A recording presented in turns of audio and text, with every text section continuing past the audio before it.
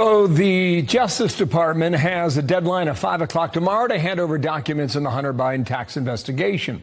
House Ways and Means Committee Chair Jason Smith out of Missouri is with me now. Sir, good morning to you and thank you for your time. You sent a letter on Friday to the AG requesting transcripts of the whistleblower testimony to be included in court for Hunter Biden's plea hearing.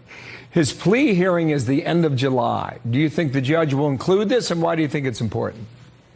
Well, the letter was to the Attorney General Garland and also the prosecutor in that case, Mr. Weiss, that they would include that in the court record so that the judge can look at this information. You're talking about over 15 hours of information came through these two IRS investigators that are whistleblowers detailing some very egregious crimes, felony counts from 2014 to 2019 tax years, and we feel like that definitely the judge needs all the information in making the decision. Okay, so let's take your side of the argument here.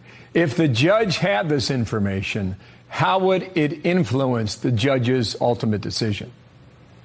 Well, Bill, surely we do not live in a two-tier judicial system. And just because your last name's Biden, you shouldn't be treated differently. If you look at the 15 hours worth of testimony from those two IRS investigators, they showed numerous examples where the Department of Justice delayed the prosecution of Hunter Biden, in fact, to the degree that the tax crimes of 2014, 2015 statute of limitations expired, which the IRS investigators testified that he should have been charged with several felonies. In the plea agreement that was presented to Hunter Biden, it shows tax crimes of misdemeanors.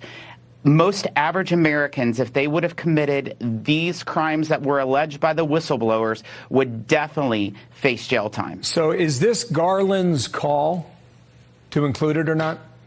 That's exactly what we're trying to find out. It is definitely his call to include it. That's why we sent the letter to him. It's also Prosecutor Weiss.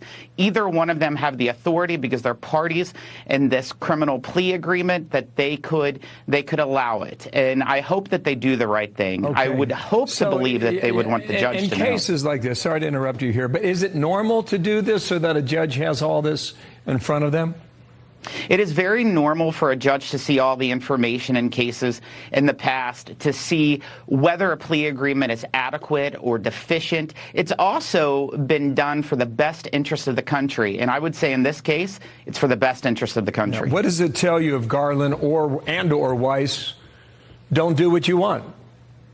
If they don't do this, it just says that they might have something that they're trying to hide. And I think that we need all the information out there. We need the judge to have every bit of information that we received from the IRS investigators that were part of this case for 5+ years. They need all the facts. Okay, last question.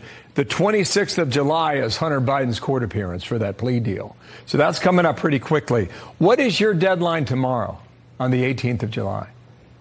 Our deadline is whether the Attorney General of the United States or Prosecutor Weiss will voluntarily submit this information into the record for the judge to see. I mean, if they don't, you've seen, how they've responded to you so far. You think it's even happens?